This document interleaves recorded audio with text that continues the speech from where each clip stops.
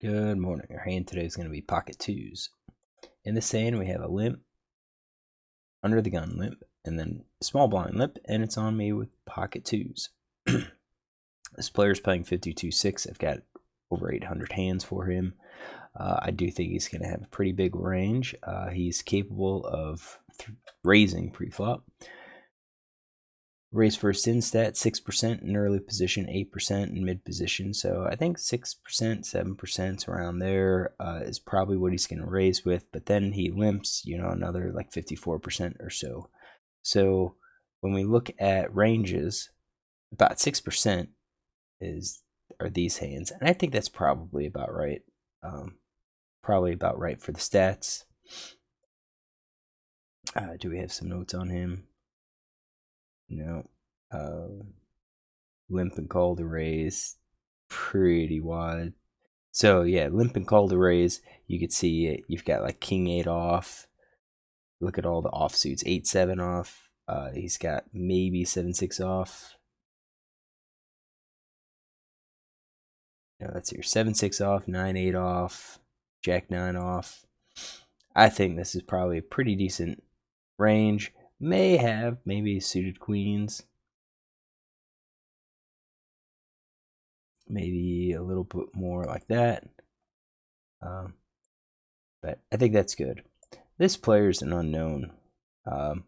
We have 44 hands on him, and I had the notes on there. We'll take a look at him quickly. Small blind, 0. This is the first hand that he's going to play from the small blind.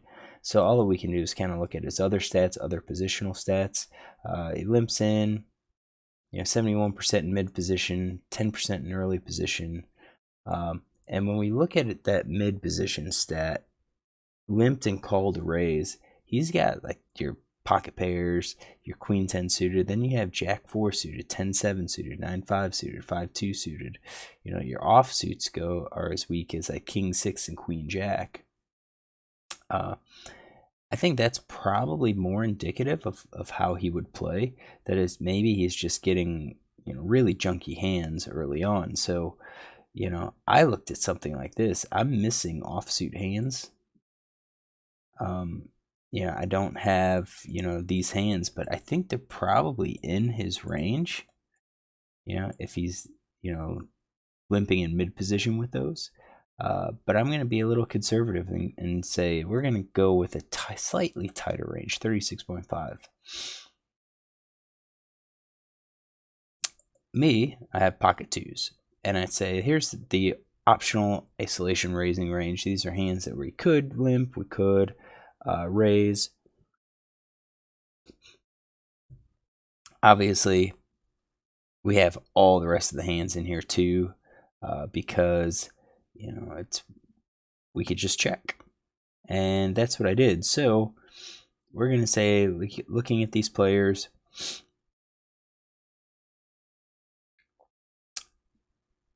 one's pretty loose, and we'll call.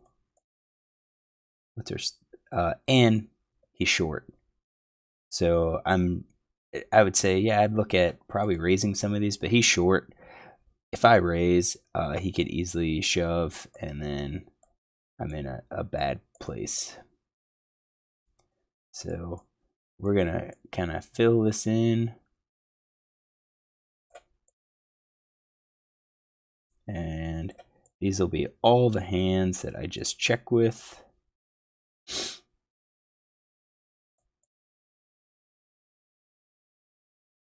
Because checked around. So I actually have a super wide range here. Flop hits me. So 9-8 with the 2 of clubs. So we've got trip twos. This is, I think, a pretty decent spot to go for a check raise. If we had called a raise, and I'd say it's a pretty good spot because when we think about the ranges of hands that we're going to check raise probably 2 pair plus. This falls into it, and then we also have a bunch of hands that we could do it as a bluff. So the flush draws, your straight draws, and everything. And when we look at, what do we have? Let's just break it down. If we do 2 pair plus, that's us, and then We don't even have to do all of them. We're going to probably have to narrow it down too, because we have all of these flush draws out there. I think with our flush draws, we're not check raising all of them, obviously. I think what we're check raising would be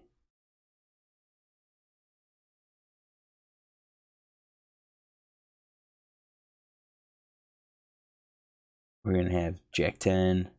We're going to probably do Queen 10 and Queen Jack as a gut shot.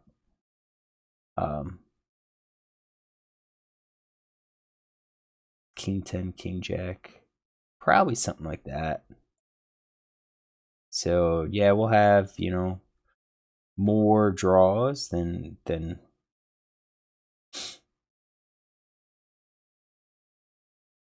yeah, more draws than anything. And maybe we don't do it with all of our open-ended straights.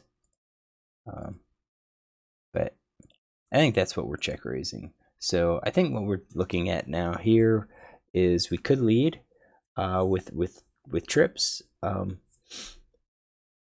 Go ahead and just bet 2. That's an option. We bet and we hope both players call. I think straight's going to call, heart's going to call. I think a turn heart's going to be hard for us to really continue on. And then given the loose nature of villain 3 and probably some of the connectedness for villain 2, we're going to see, I think, a queen, Jack, 10, 7, 6, 5 are probably going to be bad cards. So I think there's going to be a lot of a good chunk of cards that are going to come that I'm not going to be thrilled to see. So I think I'm just going to be okay with checking this now and seeing how it goes. Now, the only check that matters on this street is this guy. He had the opportunity to bet. He chose not to. So I'm going to say I'm going to eliminate all the middle pair plus and say that he's got something like that. His C-bet stat's pretty high, so I'm going to eliminate flush draw, open-ended, straight draw as well. And what I'm going to do is X those out so that we don't have them. And I think he is very weak. All right, so flop just checks through. Turn hits at the king. I don't think that's a hand. That's a card that we're terribly concerned with. But now we have to think about getting money in the pot because we've got 2 flush draws out there. We've got the hearts and the clubs. And I would say if villain checks, we bet. If villain bets, we raise. Yeah. Basically, we're going to bet or raise if villain 2. It's not worth it to go for a check raise. So villain 2 checked. I think that's also a little telling. So once it was checked through initially and now he checks again, I'm going to eliminate sets 2 pair. I think top pair we're going to eliminate. I think jacks and 10s could still be there. They could be worried about the flush that's out there. It's possible that he has all of his flush draws as well. So I'm not going to eliminate any of those right now. But I think that's kind of his range. So we should be good. And then I think I made the mistake. So for us, it goes check, check. We're at a spot where we now have to focus on building the pot.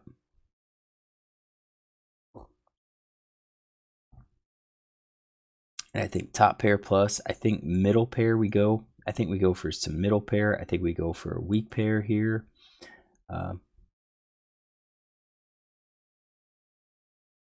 Yeah, go for some value. Again, I think draws are calling. But I think middle and weak pair are going to be those hands like 7, 6s, maybe 8s, 8, 7 folds. I even would say our flush draws are betting. Maybe not all of them. Maybe not all of them. Actually, probably, yeah. Probably all of them. Our open-enders are betting. I think our gut shots are going to be betting as a bluff. I think that's what we should be betting. So unfortunately, when I checked, I think it shows that I am unusually weak. We're going to leave the gut shot in because I think there is a possibility that I just call or just check with a gut shot. I don't think I should, but I think that's it. No, I'm underrepresenting my hand at this point. And then villain 3 checks again, and that's even more. Again, I think top pair is going to be betting. So maybe weak pair, no made hand. We're going to keep his flush draw at this point. So just overall weak. And maybe that's why I checked, is thinking, well, since they both checked 2 streets, that they are weak overall. But I think the mindset should be, once we get to the turn, we need to get some value for this hand. We flop trips. We need value. Ace of Hearts comes. That's not a good card. Any heart now gets there. Villain 2 checks. I can't imagine a flush checking. I mean, it's possible he checks, but I can't imagine he's going to check. He could have anything like this. When he checks, we've checked all this way. I think we missed our shot for some value. I think if we bet now, I think only the flush is going to call, and we're going to be behind it, so we should be checking. Villain 3 bets 4. That's not good, so I'm thinking now maybe I misread his flush. Maybe I assumed he would have c-bet with the flush draw when maybe he wouldn't. Maybe it's a weak flush draw, but he bets 4, which is over the size of the pot. He's basically polarizing himself to say, look, I either have flush or I don't. Now, I don't have flush in here because I kind of assumed he had, he would have bet it on the flop, right? Everyone checked to him. Maybe he doesn't with his draws, and if he doesn't with his flush draws, he has his open ender. I think that bet is just a little weird for me. So then he still has this, and I'm going to give him the flush draw. Why he didn't bet, I don't know. So he's got 5% chance that he's got a flush draw, and it could be one of these weak ones, like 8, Queen 5, 7, 4, something like that. Villain 2 folds, so definitely I think that really shows that he is weak, and it's on us. Now with the hands that we made it here, top pair, I think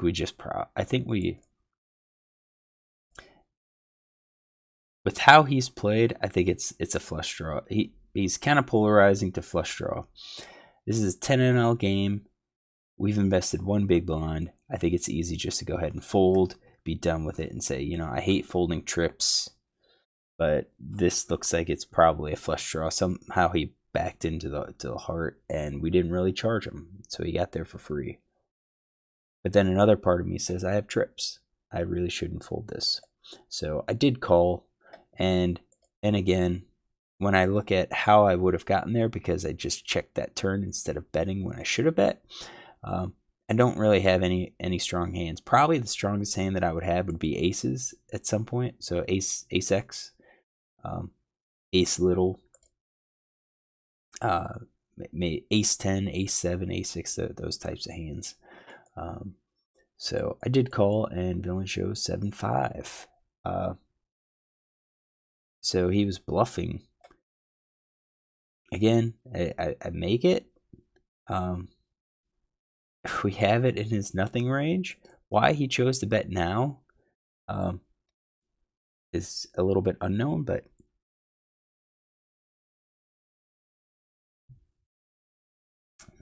I think we could add a little bit of notes to it. So I don't think we would have made much more on this hand. I think we made what we could make because we had to rely on him bluffing. And I'm sure that's probably what I was thinking on the turn, was that, look, he checked, so he's weak. This guy checks again on the turn, so he's weak.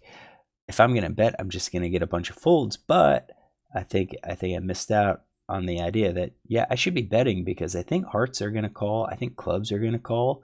I think a straight draw is going to call. Let's start building a pot and try to make it so that I could win. I could win more. Would I have won more? No. At pots 3, I probably would have bet 2, maybe 3 big blinds. I don't think he would have called. Villain 2 may have called. We don't know. He could have been on a heart or a club draw. But I think definitely I missed that turn for some value. It works out. I won, but I think I overall missed some value. All right. Hopefully you enjoy this, and if you do, look tomorrow for another one.